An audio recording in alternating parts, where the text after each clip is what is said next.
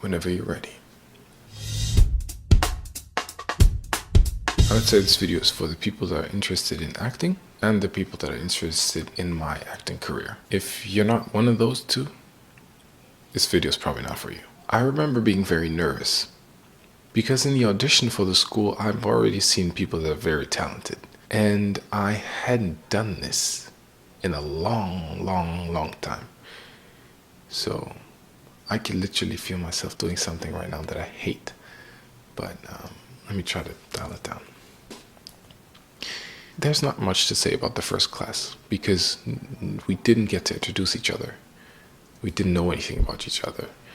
And the teacher was teaching Shakespeare. It was interesting to see the dynamic between the students. Because when you don't know a group, it kind of takes a minute until you see what the people are like. That was fun. Moving on to what I learned in both of the classes. As I said, classics class was about Shakespeare. I think the most important thing that I took from there was we had a homework to learn a Shakespeare text, a script by heart, and perform it in front of the class. And the first time we did that, everybody was struggling. Some more, some less, but everybody had something to improve. And the teacher made a list of things that are most important. Actually, I did the list, but he named them. And I think they were pretty valuable in a specific order.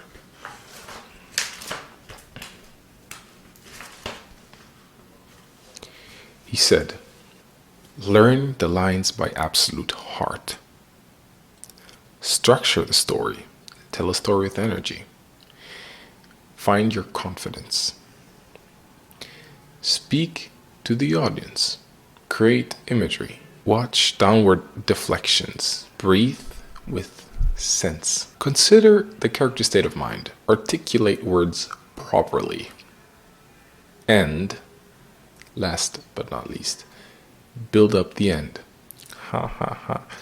I struggle with many of these.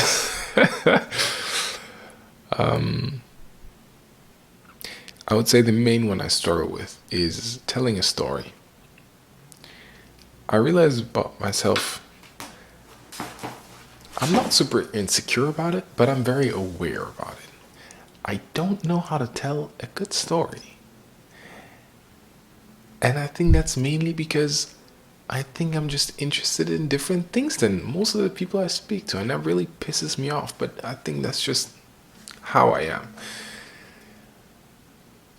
Because whenever I start to say stuff, I feel like I say it because maybe that's what the person wants to hear and not what I want to say. Because I'm most of the time, I don't speak to people a lot that like the stuff that I like.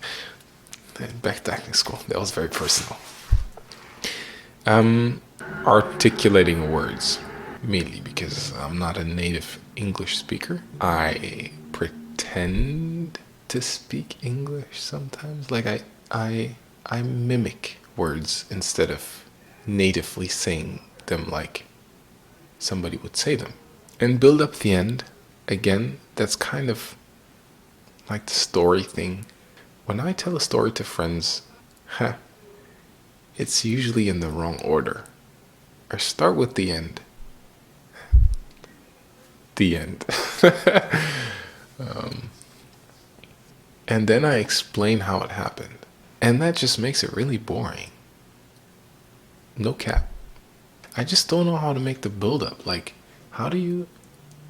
Sometimes I think I get it quite right. But most of the time, and again, I think that's because I say stuff that doesn't really interest me, but socially it kind of has to. You know how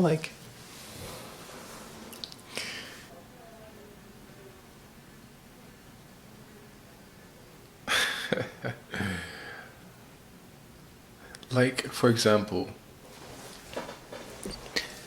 in a group of guys, you're kind of expected when you talk about girls to like a big or voluptuous body parts in the opposite sex, I really don't care that much about it. But in a conversation, I'd still be like, oh damn, she is a nice butt.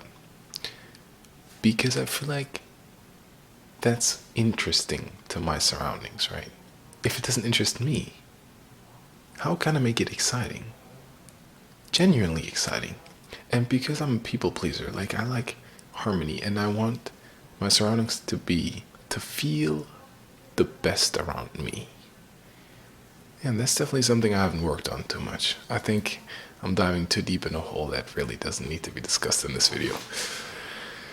So another thing that I struggle with is excitement. I'm not super excited about Shakespeare. I like a challenge. It was challenging at parts, but challenge alone doesn't excite me. Movement class. My favorite class of all of the classes. And everybody in class loved the teacher. Including me, I was a big fan. Because he is similarly weird to how I think I am. So, most important things that I learned in movement class. Voice, stick exercise, resonance work.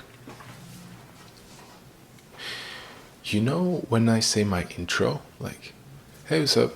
This is Desi from Hanover, Germany. That's not me speaking to you. What we learned in movement class about the voice is that there is a real voice. If I was to say the intro in my real voice, it probably would sound weird in my head. But it'd be like, hey, what's up? I'm Desire Mia. No, even that wasn't my real voice. I'm Desire Mia. I'm Desire Mia. It's hard to find it. From Hanover in Germany. See, that's practice. That's not my real voice. And that was what we were practicing in class as well. Funny. But I've said this sentence so often that it's almost like a jingle. And it's not like from Hanover in Germany. Even that. I said it more to say it right instead of saying it for you to understand it. But it's also it's a weird setup. Good transition to the next thing that we learned is saying something for it to be received right. And not to say it right. That's so important. And even my parents, that's one of the things they've been struggling with because they say stuff just to say it right. Even my manager, Brandon, he says stuff to say it right. He would, anyways. I'm not an exception, but it's funny how that works. For something to sound right, if you're saying it for another person, it needs to be the right of the other person or the universal right. And that's what we practiced or learned or just even noticed by an exercise where we had to throw sticks at each other. He said that was one of the most important exercises in acting class. I don't know. It was definitely eye-opening. He has a point. Resonance work. Our teacher, Andrew Darren Elkins, he believes in the ultimate truth. There's your truth, my truth, and the truth. He didn't say it, that it's proven yet, but he's working on something. And he was working on that with us. I feel like I'm distracted, so now is probably a good time to end this video. Something I didn't say yet. This video is about everything before midterm. That means classic and movement class is the first portion of my time in acting school. Then I have midterm break, and then I have improv and voice classes. So this only covers the classical and the movement classic. What I didn't add is what I felt very confident in. I only said the stuff about my struggles. In classic, I felt very confident in learning text by heart. I have a good memory, and that definitely helped. Also, at my core, I'm very confident, so I don't have a problem with appearing confident on stage when I know my stuff by heart. I also didn't say the struggles in movement class yet, which is probably the most interesting stuff. In the critique round, our teacher tried to find each of us's biggest flaw by finding out how we compensate when we have a tough challenge. And for me, he said, I'm a showman. That really triggered me. Still now. Because I don't know what to do with that. And let me quote myself. I said once, it only hurts when it hits. And it hurt. That means it hit. I don't know where. And that really bothers me. I feel like I do stuff to prove to myself how cool things can be. Maybe that comes off as trying to show off, which sometimes, yeah, sure. I'll say most of the time I'm not. But I still feel what he said has a truth, and I don't know what to do with that yet. Accent. Ha. Funny. He always said, embrace your accent, embrace your voice. Internally, in my head, I'm like, how can I be a good actor if I have a German accent? I'm not gonna work. My goal going into acting school was being prepared to work as an actor. And then in acting school, I get told, embrace your accent. And so these things are clashing in my head. And I remember doing one monologue where my accent slipped. And I think I said, the German way of saying TH is an S, is like, how do you think this is going to work? And in this one monologue, it slipped because I was feeling it. And he liked it. I definitely didn't. Also, wow, I struggled with many things. Another thing that I found difficulty in was, as classes progressed, my confidence slowly declined. And that might have been connected to, I don't know. Actually, I do know. It's just hard to put it in words. One of the things might be seeing the other people grow a lot in their strength, in their skill, and not knowing whether I had grown as well. And every new challenge was more difficult than the previous one.